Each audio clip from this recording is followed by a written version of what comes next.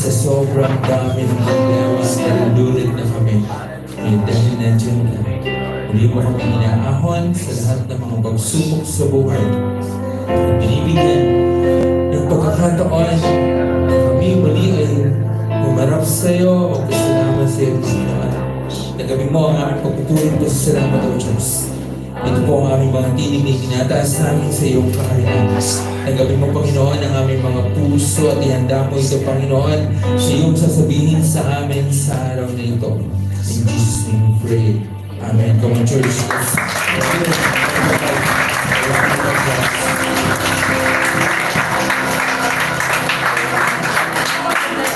Wow. Pwede na po kayong makaupo.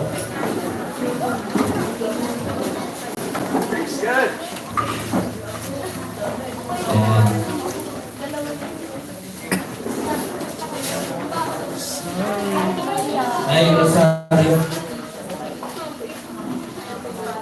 Ayun po, meron pumupuan pa dun sa gilid. So, alam ko sa'yo sabihin sa akin, magdalagdag ulit ako ng 10 silya. Okay lang? Ha?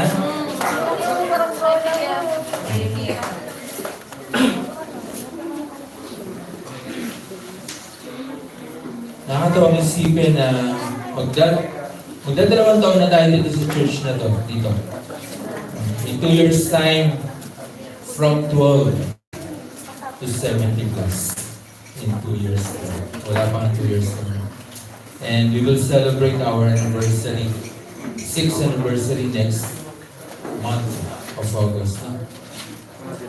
Salamat, maraming salamat sa mga patuloy na nag-invite, salamat sa mga bumabalik, salamat sa lahat ng mga patuloy na kasama namin. No? Bilang talagang mga may edad lang talaga, yung konting tadyak lang talaga, di ba? Hello! So yung mga kabataan, palakpakan niyo naman yung mga sarili.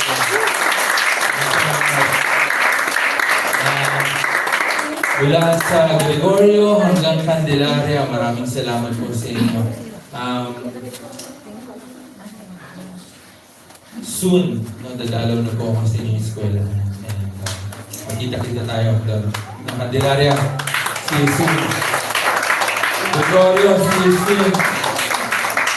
Meron pang isa, Meneses, see you soon. So,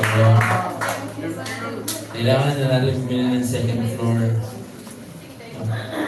Last time, nagkukwentuhan kami ng anak ko, si Ise. Alam mo, ang pangarap ko sa CFCM, dito pa rin tayo sa Bulacan. Makabili tayo ng sarili nating lupa. Meron tayong isang malaking building. Na meron 5 floors. Alam mo yung laman ng 5? Isa doon, recreational center.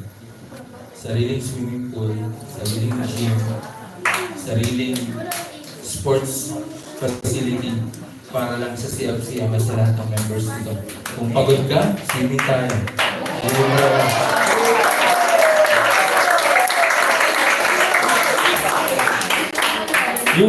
Yung ground floor, every week, meron doon